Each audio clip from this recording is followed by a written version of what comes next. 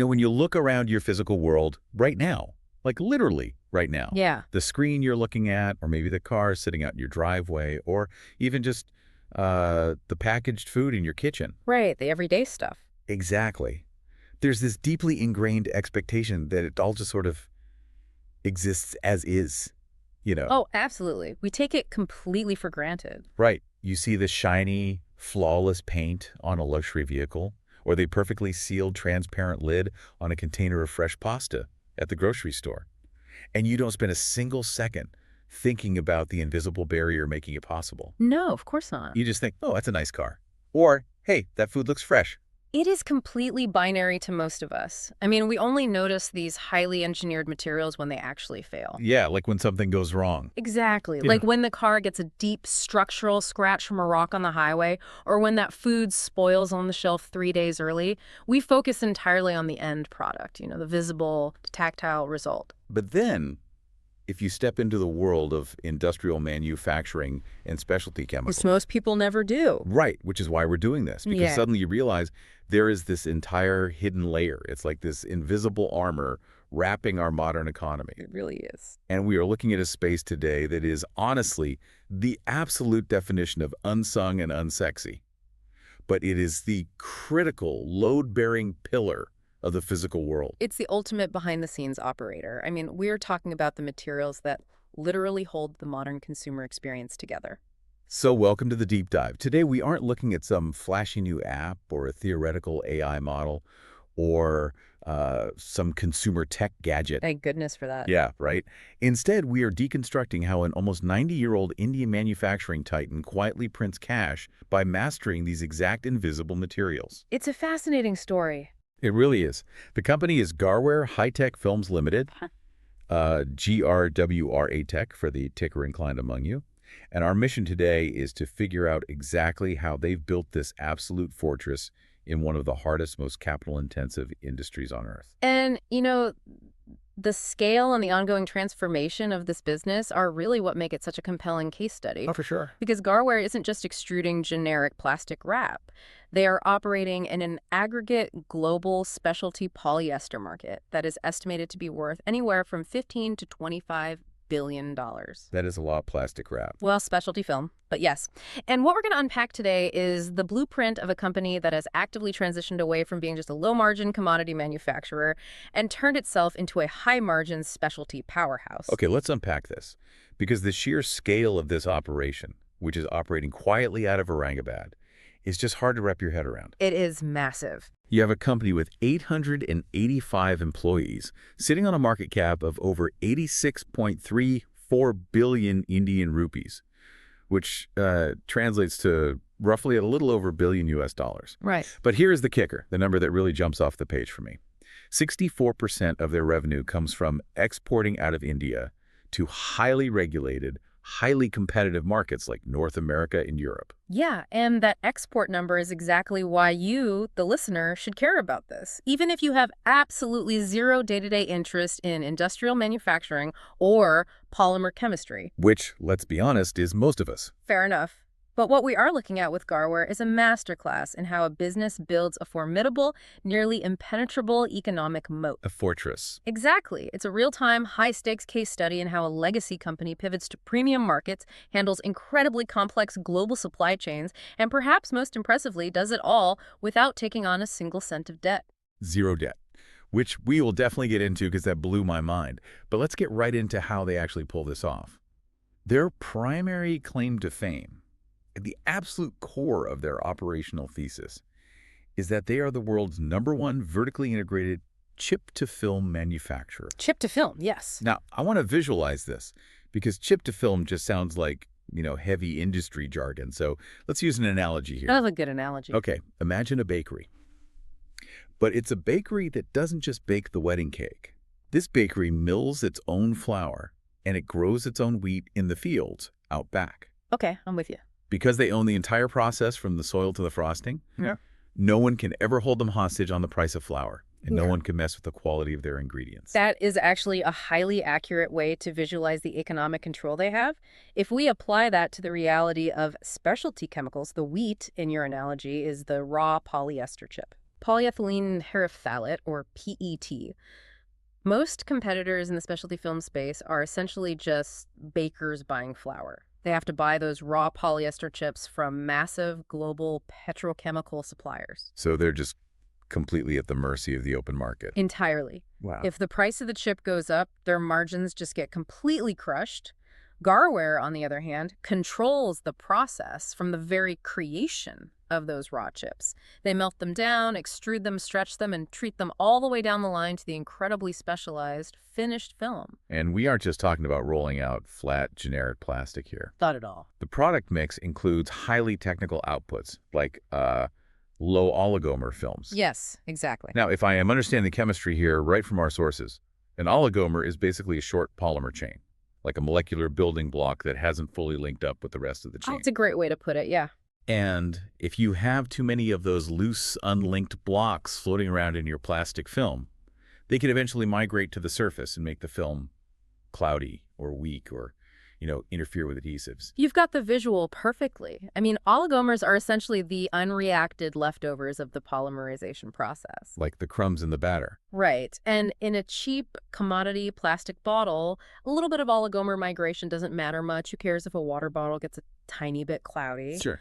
But if you are manufacturing a film that is going to be used to insulate high voltage electrical cables, or a film that needs absolute optical clarity for a solar panel, oligomer migration is catastrophic. Oh, wow. It causes total failure of the product. So by controlling the entire process from the raw chip, like from the very beginning, Oh. Garware can tune the chemistry at step 1 to ensure those oligomers are virtually non-existent. Precisely. To achieve that level of chemical precision making films that can reflect specific wavelengths of infrared heat or heal their own microscopic scratches, you need absolute fundamental control over the chemical composition from the moment the material is melted. You just can't do that if you're buying bulk chips from a third party. You really can't. This requires highly accredited R&D centers. It requires years, sometimes decades, of what the industry calls debottlenecking. Which is another great term. Debottlenecking. It isn't just a corporate buzzword. It is a brutal physical engineering process. Oh, it's grueling. It means walking a massive miles-long manufacturing line, finding the one valve or the one extrusion die that is slowing down the entire multi-million-dollar process, re-engineering it, and then finding the next bottleneck. It is relentless optimization. I mean, it takes massive capital and deep institutional knowledge to debottleneck a chemical plant. It is incredibly hard for a new, well-funded competitor to just show up, build a factory, and replicate that vertical integration. Because you can't just buy decades of debottlenecking experience off the shelf. Exactly. You have to live through it. And that institutional knowledge brings us to their massive strategic pivot. Because looking at their recent financials, there is a stat that completely redefines how you have to look at this company. Let's hear it. In their fiscal year 2024, nearly 88% of Garware's revenue came from what they categorize as value-added products, or VAPs. 88%. Yeah.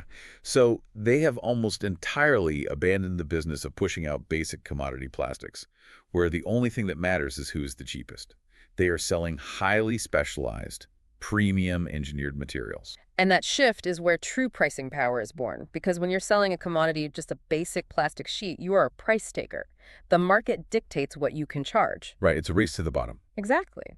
But when you sell a specialized, low oligomer product that your customer absolutely requires to meet a European safety regulation or a self-healing film to protect a six-figure luxury item, You transition into being a price maker. yes, the customer has to pay your premium because the cost of failure is just too high. Okay, I hear that, and it makes sense.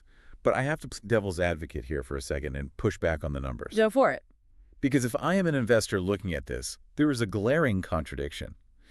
If they have fully pivoted to these high-margin specialty films, and they own the whole supply chain so nobody is squeezing their margins, why is their return on equity, their ROE, historically, sitting at a fairly mediocre 11.8% over the last 3 years? That's a very fair point. I mean, 11.8% is fine, but you can get 5% on a risk-free government bond right now. If this bakery is selling $500 wedding cakes instead of $2 loaves of bread, shouldn't their returns be absolute gangbusters? Why are investors putting up with an 11% return on such a supposedly dominant moat? What's fascinating here is that this is the most critical financial question to ask, and it gets straight to the brutal reality of heavy manufacturing economics.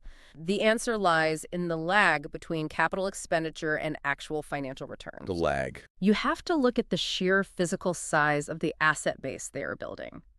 Their production capacity is hovering around 60,000 metric tons per annum. Which is an unfathomable amount of specialized film. I can't even picture that. It is massive, and building those vertically integrated plants to handle 60,000 metric tons requires a staggering amount of upfront capital. Right. When you build a factory that size, that massive investment sits very heavily on your balance sheet.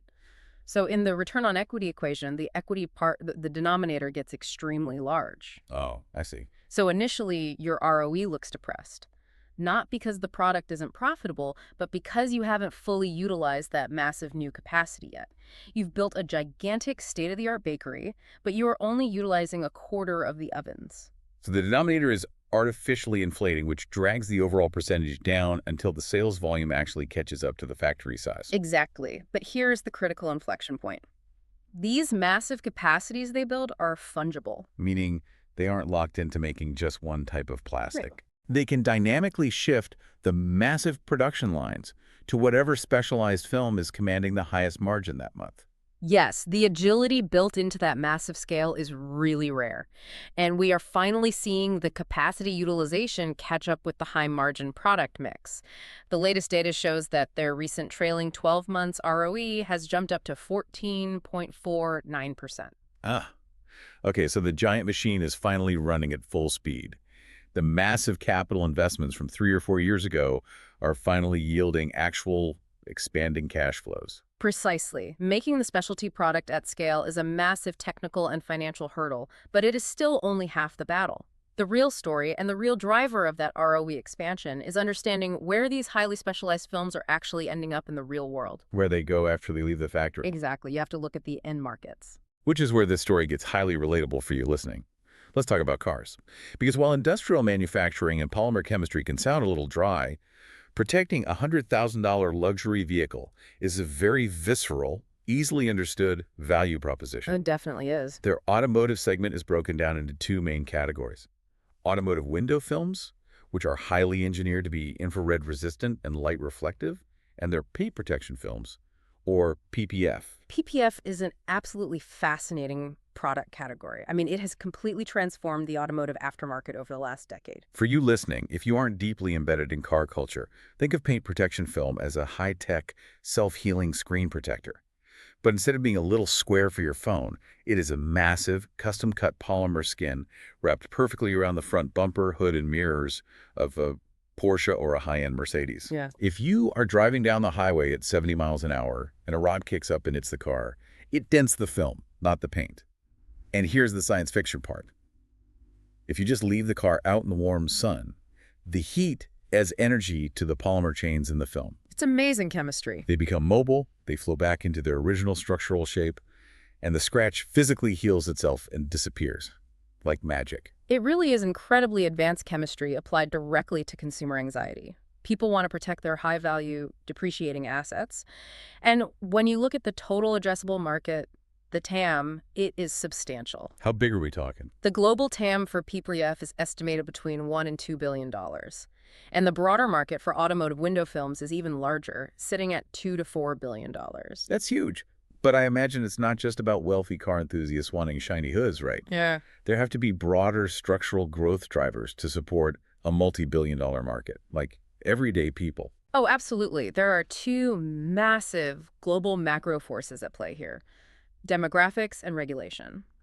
On the demographic side, look at Garware's home base. You have an expanding middle class in India that is roughly 400 million people strong. 400 million, why? Right, and the market data points to a 10 to 15% structural year-over-year growth in premium car sales in that region alone. Okay, so a lot of new luxury cars hitting the road. Exactly. And when a household ascends to a certain income bracket and purchases their first truly premium vehicle, they are highly incentivized to protect its physical appearance and its resale value. It's an insurance policy on a major life purchase. But what about the window films? You mentioned regulation. How do governments force people to tint their windows? Well, it's not about the tint, it's about thermal rejection. Stricter safety and emission norms are rolling out globally. Automakers and consumers are being pressured, and in some cases mandated, to adopt specialized window films that actively reject infrared heat. Oh, I see. Yeah, because if the film stops the interior of the car from turning into an oven while parked in the sun, it dramatically lowers the burden on the car's air conditioning system. And if the AC doesn't have to work as hard, the car burns less fuel. Or, I guess more importantly today, it drains less of the battery in an electric vehicle, extending the range. Precisely. It is a regulatory and technological tailwind pushing the entire global automotive industry toward these specialized heat-rejecting materials. EV manufacturers are desperate for anything that adds 5 miles of range. Right. And a specialized window film is a very cheap way to get there compared to redesigning a whole battery cell. But here is the reality check, the sort of David versus Goliath dynamic that jumps right out of the numbers. Despite having this incredible vertically integrated product and despite these massive tailwinds of EVs and middle-class expansion, Garware's actual penetration in this specific market is incredibly low. It is. They currently have under 5% global penetration for paint protection film and only a 1 to 2% market share for solar control window films. So, how does a company with roughly a $1 billion market cap compete against global titans who have owned this space for decades? I mean, we are talking about going up against the marketing budget of 3M or a specialized, highly entrenched giant like Expel. It is a steep hill to climb, no doubt. The legacy giants have massive generational brand recognition. I mean, a consumer walks into an auto shop and asks for 3M by name. Right, it's like asking for a Kleenex. Exactly. But Garware's strategy isn't to just try and outmarket 3M on a highway billboard. They are playing a much more ground-level game of ecosystem and distribution. How so? Well, they have built out a network spanning over 90 countries. They have established boots-on-the-ground subsidiaries in the US and the UK to handle localized distribution. But the most brilliant piece of execution, the thing that really shows their strategic agility, is a localized financial partnership. Oh, yes. Let's talk about the Bajaj Finance deal in India, because this is fascinating to me. It really is. In their home market, Garware partnered directly with Bajaj Finance, which is a massive non-banking financial company there, to offer retail point-of-sale financing specifically for paint protection film.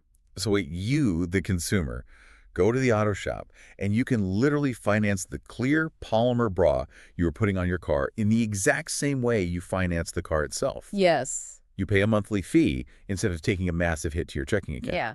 Think about the friction that removes from the transaction. Applying premium PPF to an entire vehicle is an expensive lump sum aftermarket cost. It can run thousands of dollars. Right.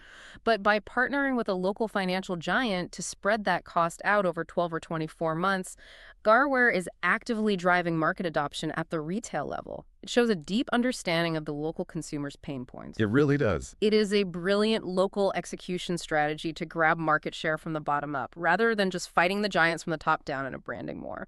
It makes complete sense.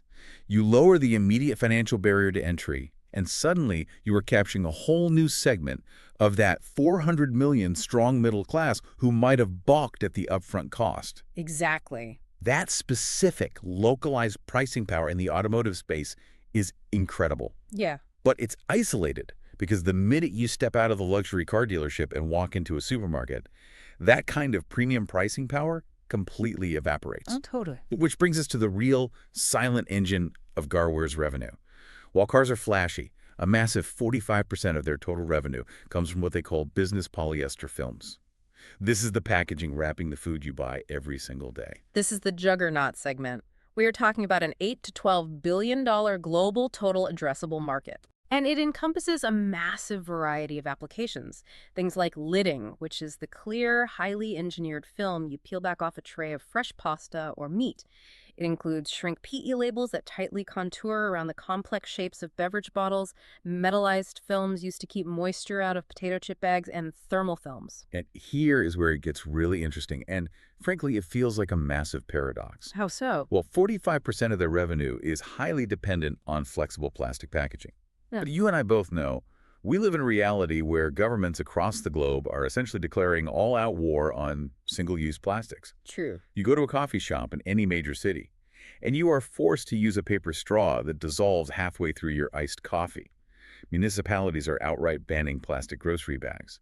So how in the world is flexible plastic packaging their biggest, most reliable growth engine in a regulatory environment that seems intent on destroying it? It does seem entirely counterintuitive at first glance, but you have to separate the cheap retail plastic bag from highly engineered industrial packaging. Right. There are massive macro tailwinds of formalization and regulation occurring globally. Paradoxically, strict food safety standards, things like FDA regulations in the US or incredibly stringent migration limits in the European Union, actually heavily favor Garware's highly specialized, high barrier films. Okay, let's break down migration limits deeply, because I think this is the key to the paradox.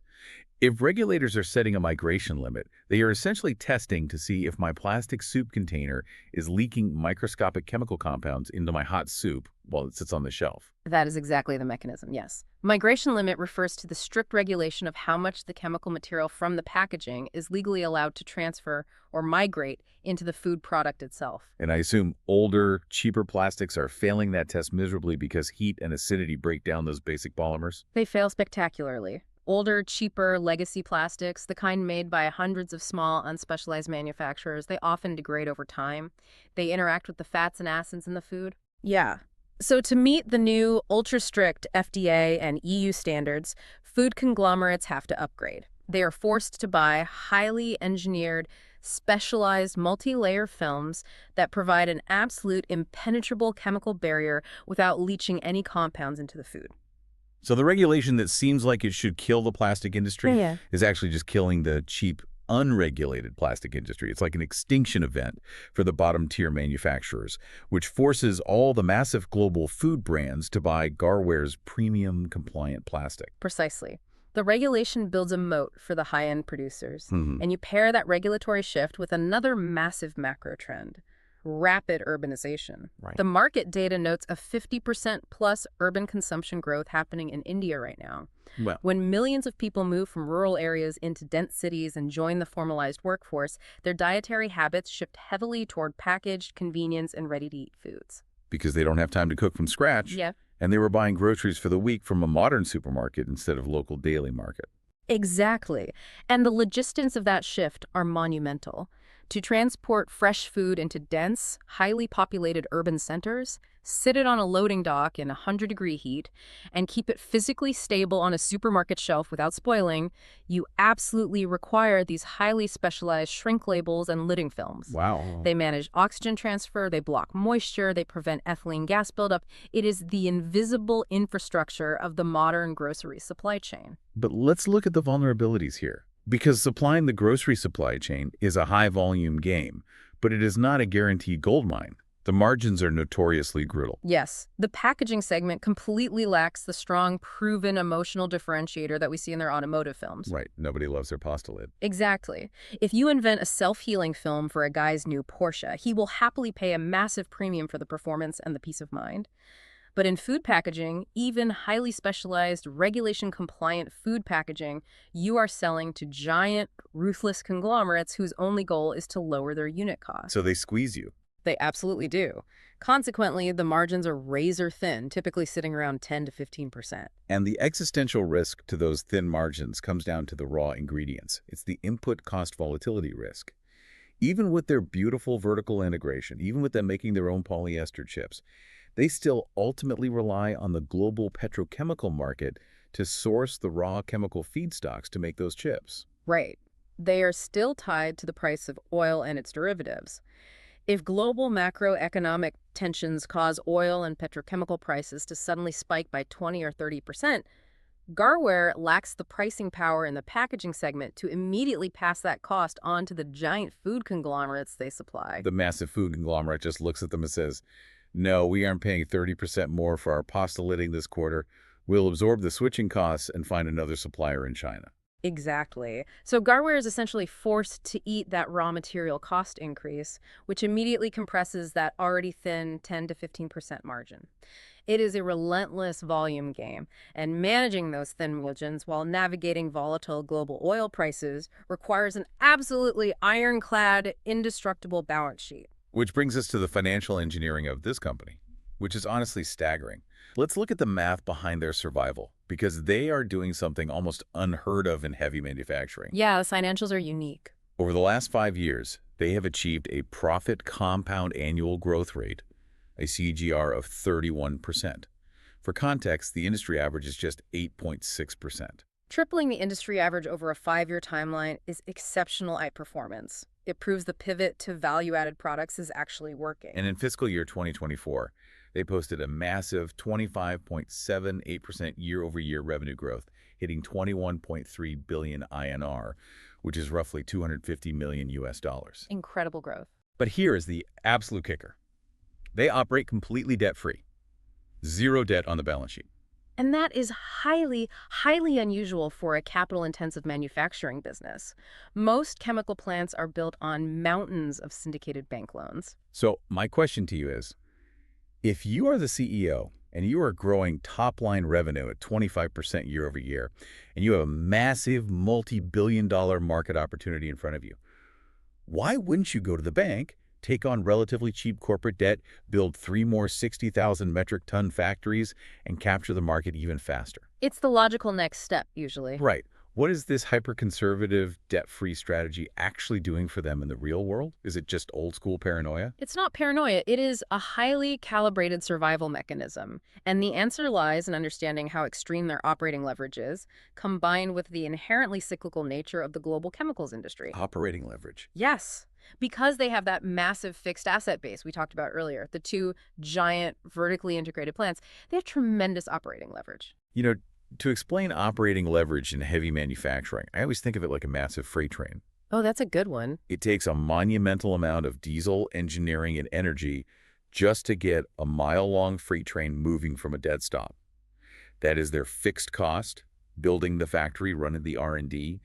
But once that massive train is cruising at 60 miles an hour, adding 1 more boxcar to the back costs almost nothing in extra fuel. That additional boxcar is almost pure profit.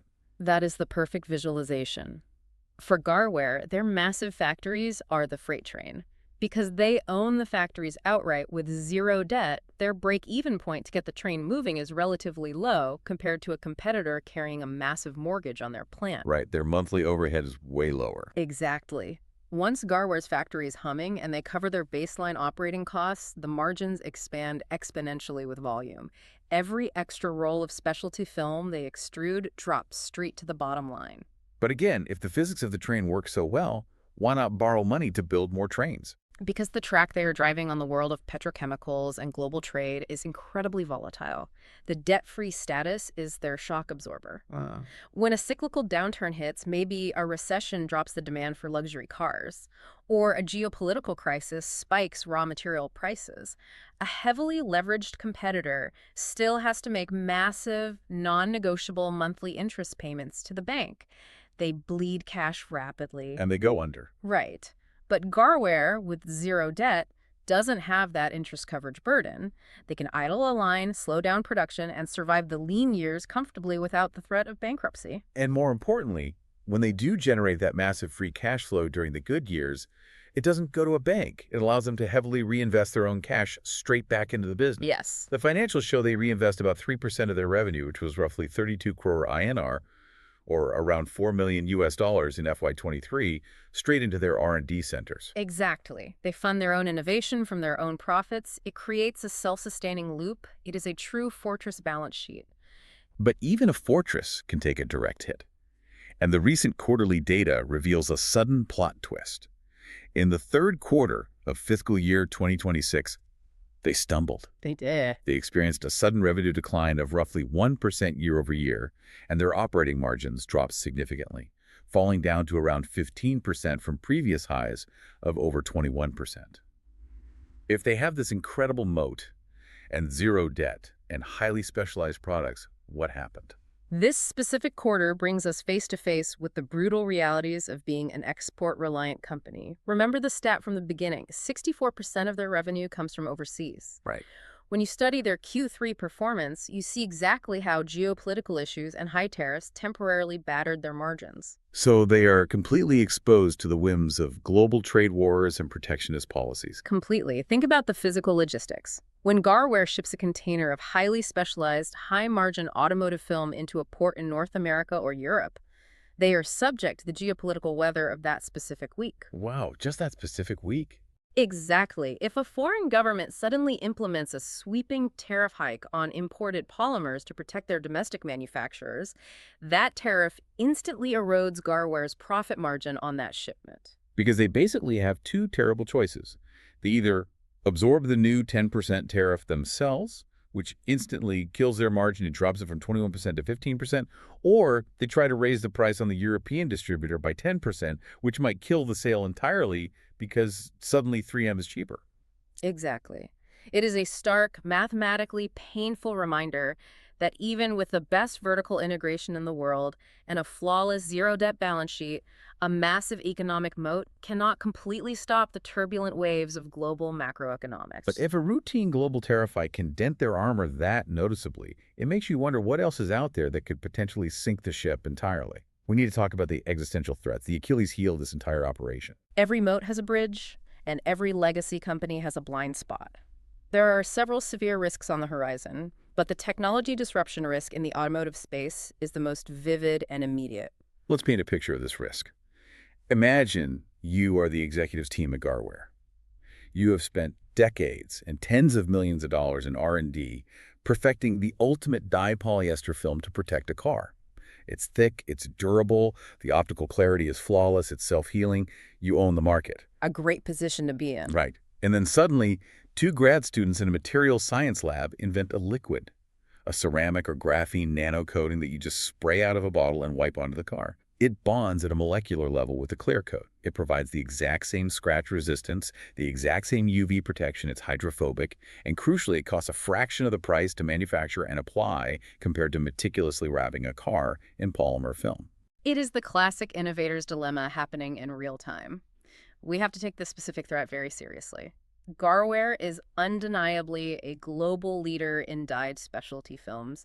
They are the absolute masters of polyester, but their entire core technical base, their entire billions of dollars of factory infrastructure, is fundamentally dedicated to polyester extrusion. So if the broader market decides that physical film is an outdated way to protect a surface and liquid nanocoatings are the future, Garware's entire infrastructure becomes a huge liability. Exactly. If these liquid ceramic or graphene coatings advance to the point where they completely replace dyed films in the automotive sector, or in architectural solar control of the skyscrapers, it could theoretically wipe out 20 to 25% of Garware's total revenue practically overnight. Overnight? But very quickly in market terms. And it wouldn't just be a top-line revenue hit. It would disproportionately eradicate their highest margin products, completely reversing that incredible 31% profit growth trajectory we just spent the last 20 minutes discussing. That is a terrifying technological blind spot. But there is also a massive regulatory risk looming, specifically in their lucrative European export market. We talked earlier about how strict regulations were actually helping them in the food packaging sector by killing off cheap plastics. But regulation can be a guillotine in the architectural and industrial sectors. Yes, the regulatory landscape is always a double-edged sword. Europe is currently moving incredibly aggressively towards strict energy efficiency standards and circular economy mandates. The real risk here involves what are known as REACH-like bans. REACH is the European Union's overarching regulation concerning the registration, evaluation, authorization, and restriction of chemical substances. And the specific danger for Garware here is all about end-of-life recyclability, right? Precisely. We talked about how Garware creates highly engineered, multi-layered films, often to get the specific properties they need, like extreme heat rejection, combined with scratch resistance. They have to laminate multiple different types of polymers together. Makes sense for the performance. It does, but the problem is multi-layer plastics are notoriously difficult and sometimes economically impossible to recycle because you cannot easily separate the different chemical layers back into pure reusable feedstocks. Oh, right, because they're permanently bonded. Exactly. If regulators in Brussels decide that non-recyclable architectural films are no longer permitted in new green building construction, a massive chunk of Garware's high-margin export revenue could simply be legislated out of existence. So, synthesizing this, they have built an incredible, debt-free, highly optimized fortress out of polyester. But they essentially have to pray every single day that the world doesn't suddenly decide that polyester itself is an obsolete or illegal material, either through a new spray-on graphene technology or a stroke of a pen from a European Environmental Committee. That is the existential tightrope they're walking. And navigating those kinds of macro threats, figuring out how to pivot a massive, heavy manufacturing operation before a spray-on ceramic puts you out of business, requires incredibly visionary, agile, and forward-thinking leadership. Which makes a deep look into the boardroom of this company absolutely fascinating. Because the leadership dynamic driving this billion-dollar entity is highly surprising, deeply entrenched, and potentially concerning from an outside investor's perspective. It is definitely an enigma when you look at standard corporate governance models. Let's introduce the cast of characters running the show. The company is led by the original founder, Shashikant B. Garware. This is a man who literally pioneered the polyester film industry in India back in 1957. Think about what it took to build a heavy chemical plant in 1950s India during the license Raj. The bureaucratic hurdles must have been staggering. He is a legend. Truly a pioneer. But here's the reality.